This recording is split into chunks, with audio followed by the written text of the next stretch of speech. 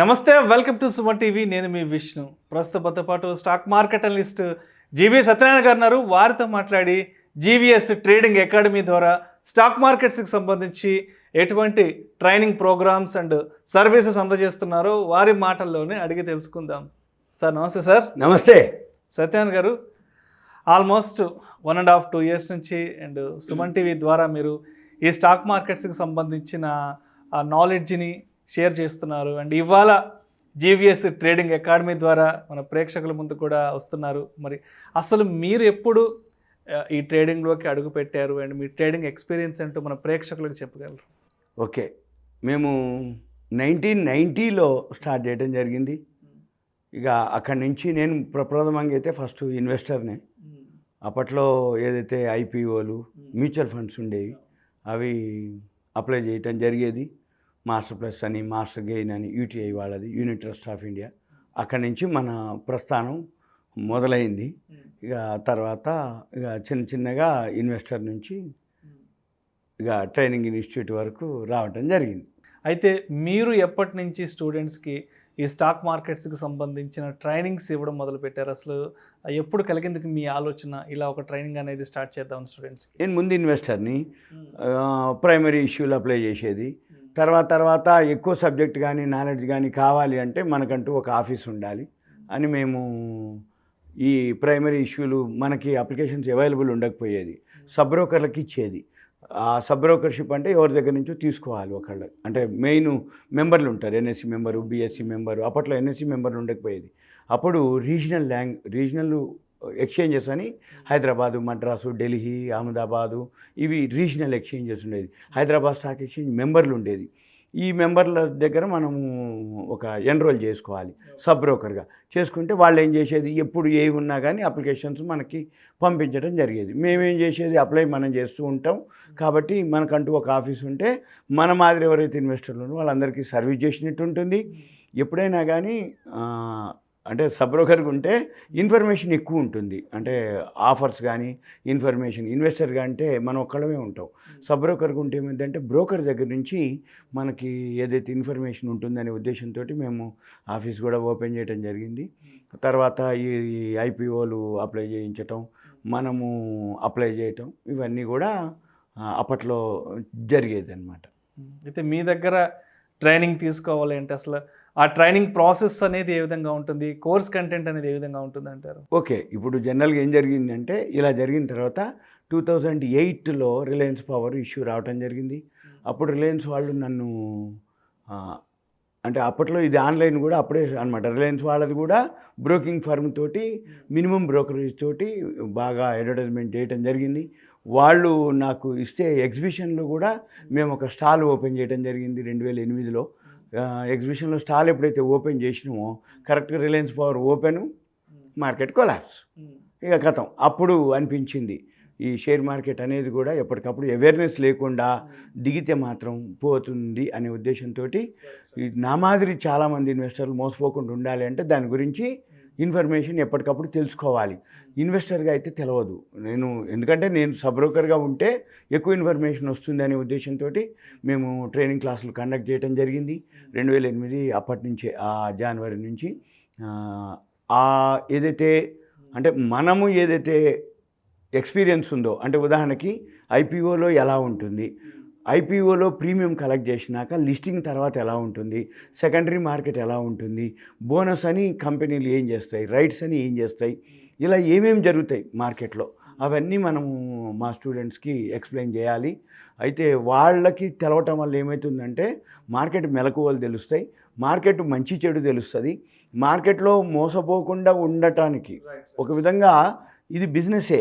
ఈ బిజినెస్లో తెలిస్తేనో అంటే ఆ సబ్జెక్ట్ మీకు తెలిస్తే రియల్గా ఉంటుంది, తెలవకుండా చేస్తే ఇక అంటే ఎక్కువ లాసెస్ అయ్యే అవకాశాలు ఉంటాయనే ఉద్దేశంతో మేము అప్పటి నుంచి చేయటం జరిగేది.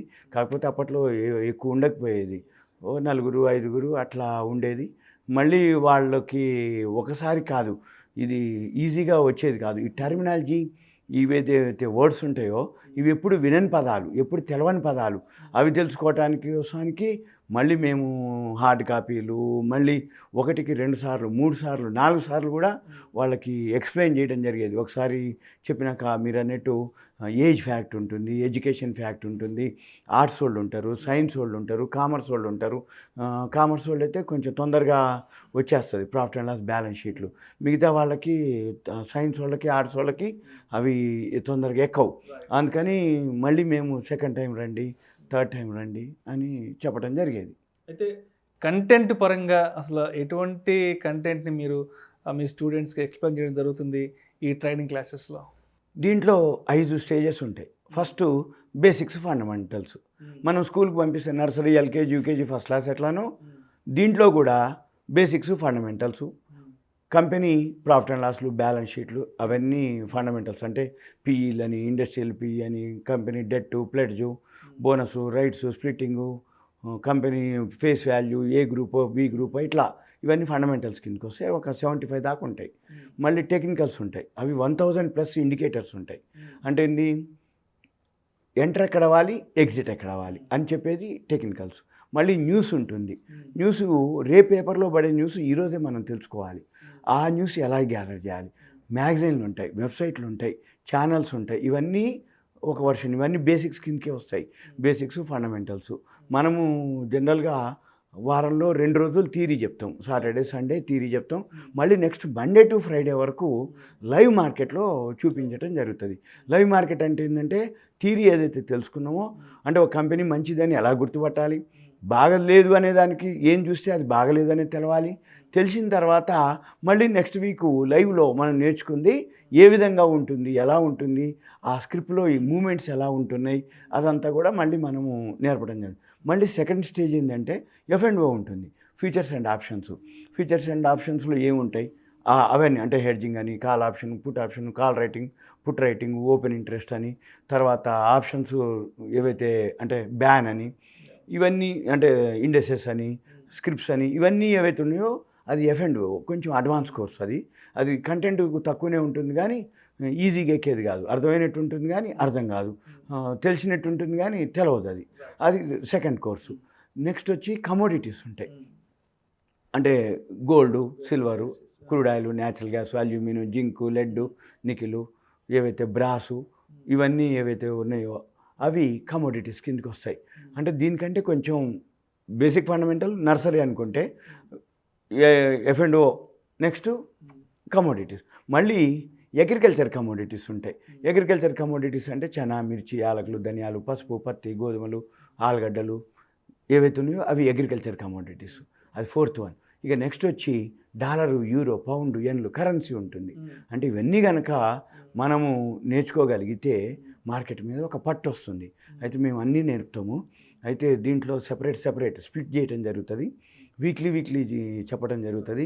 ఒక వీకు ఫండమెంటల్ చెప్తే, ఒక వీకు F&O చెప్తాం, ఒక వీకు కమోడిటీస్ చెప్తాం, ఒక వీకు అగ్రికల్చర్ కమోడిటీస్ చెప్తాం, ఒక వీకు కరెన్సీ చెప్తాం.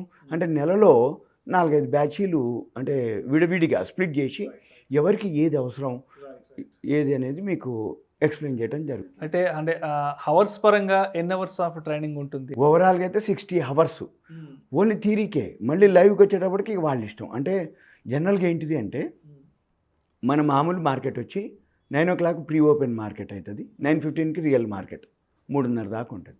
కరెన్సీ మార్కెట్ ఉంటుంది. కమోడిటీస్ మార్కెట్ వచ్చి మార్నింగ్ 9కి స్టార్ట్ అవుతుంది. ఒక 6 నెలలు నైట్ 11:30 దాకా ఉంటుంది.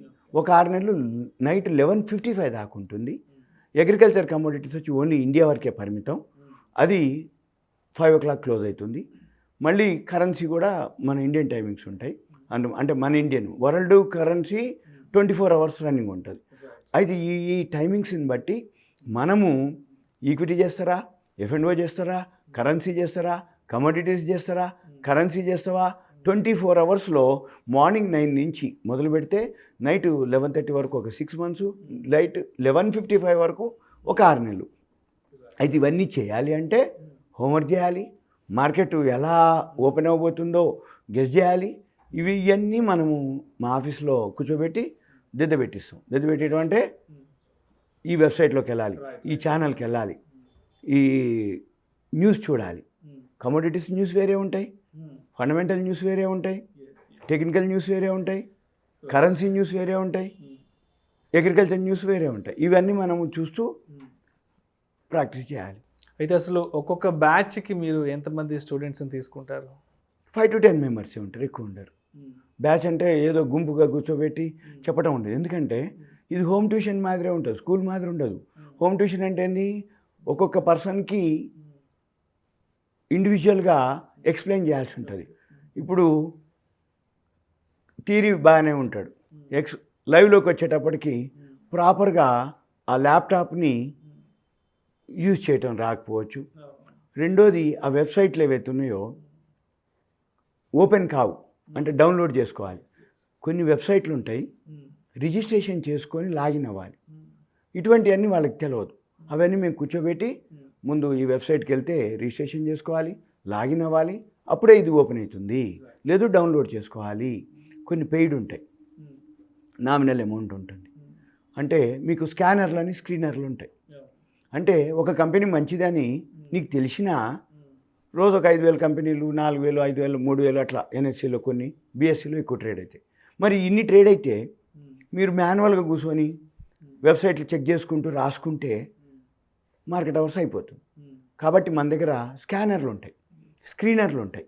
ఇలా క్లిక్ చేయగానే స్కాన్ చేస్తుంది, అదే స్క్రీన్ చేస్తుంది. అప్పుడు ఏమవుతుంది అంటే ఏదైతే ఫీచర్స్ మనం దానికి అప్పచెప్తే స్కాన్ చేస్తుంది. మనం ఏం చూడాలిగా, సపోజ్ ఇప్పుడు ROE హై ఉంది, ROCE హై ఉంది, నెట్ ప్రాఫిట్ బాగా హై ఉంది, రిజర్వులు ఎక్కువ ఉన్నాయి, కంపెనీ రిజల్ట్స్ వచ్చినవి ఉన్నాయి, TTM బాగా ఉన్నాయి, స్కాన్ చేయమంటే చేసి ఇచ్చేస్తుంది. అదొకటి. తర్వాత వీటితో పాటు మన దగ్గర సాఫ్ట్వేర్లు ఉంటాయి. Algo software, semi algo software. Algo software అంటే సిస్టమ్కి మీరు అప్పచెప్పేసి కొంత అమౌంట్ అప్పచెప్పి ఈ షేర్లు కొను, ఈ కంపెనీలు కొను, ఏ గ్రూప్ కొను, నిఫ్టీ 50 కొను, F&O కొను, కమోడిటీస్ కొను, కరెన్సీ కొను, ఇంతే కొను, ఈ క్వాంటిటీ కొను, ఇప్పుడే కొను అని దానికి అప్పచెప్తే అంతా అదే చేస్తుంది. ఇది ఆల్గో సాఫ్ట్వేర్. సత్యాన్ గారు, మరి ఇప్పుడు ఈ క్లాసెస్ గురించి చెప్తున్నారు కదా, ఆఫ్లైన్ ఆన్లైన్ ఏ విధంగా ఉంటుంది, అండ్ అదేవిధంగా మళ్ళీ కోవిడ్ కేసెస్ అంటూ కూడా వార్తలు వస్తున్నాయి కదా, మరి ఫిజికల్ క్లాసెస్ పట్ల ఎటువంటి కేర్ తీసుకుంటారు?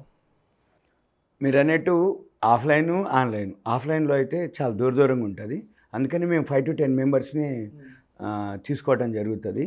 ఎందుకోసం అంటే సోషల్ డిస్టెన్స్ ఒకటి, ప్రతి ఎవరైతే స్టూడెంట్ ఉంటాడో అంటే చాలా గ్యాప్ ఉంటుంది, ఒక్కొక్క స్టూడెంట్కి టేబుల్ ఉంటుంది సపరేట్గా, వాళ్ళ ల్యాప్టాప్, వాళ్ళకి పవరు, మాస్కులు అయితే ఇప్పుడు ఓకే ఉన్నాయి.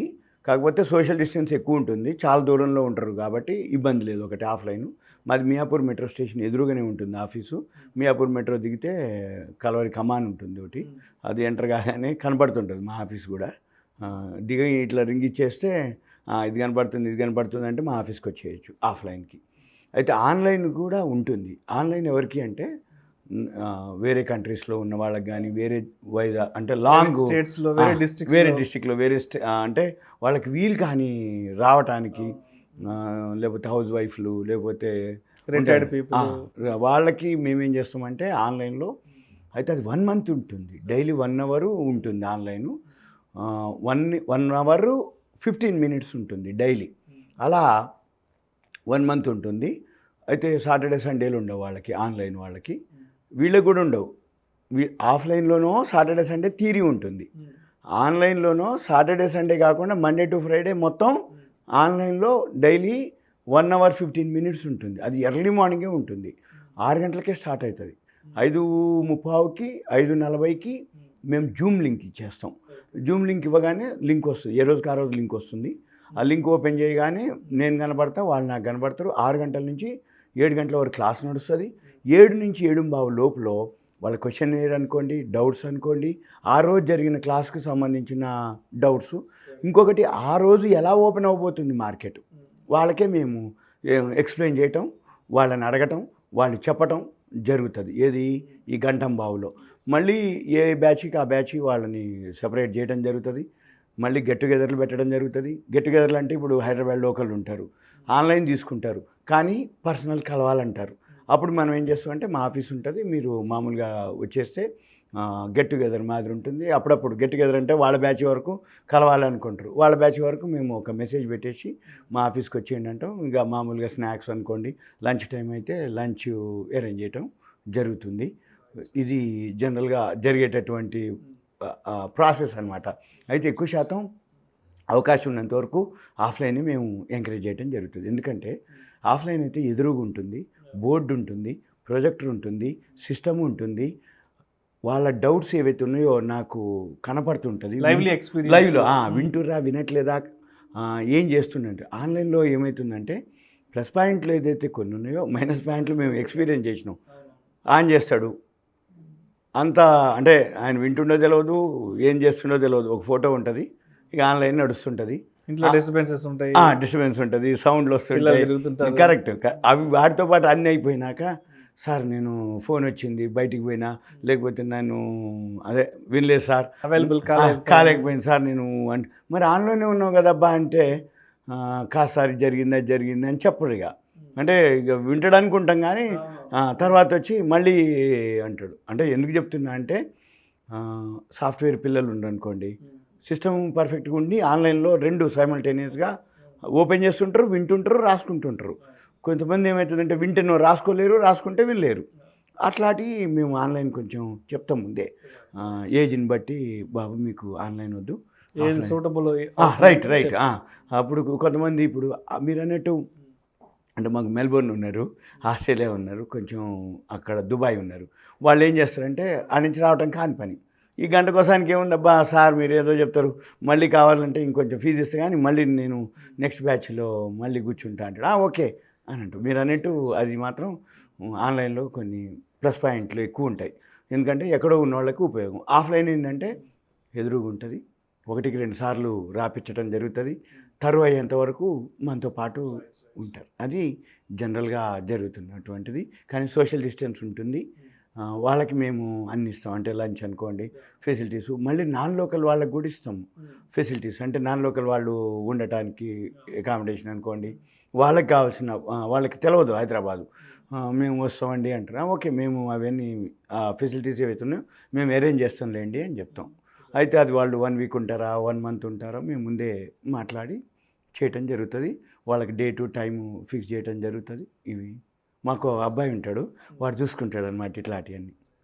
మరి మీ జీవీఎస్ ట్రేడింగ్ అకాడమీలో మీ దగ్గర ట్రైనింగ్స్ తీసుకోవాలన్నా, అదేవిధంగా మిమ్మల్ని అప్రోచ్ అవ్వాలంటే మీ కాంటాక్ట్ డీటెయిల్స్ ఏంటి, మీ అడ్రస్ ఏంటో మన ప్రేక్షకులకు తెలియజేయగలరు? నా సెల్ నెంబరు ఇక్కడ కింద స్క్రోల్ అవుతూ ఉంది, కానీ ఒకసారి ఎక్స్ప్లెయిన్ చేస్తా. 9849056589 9849056589.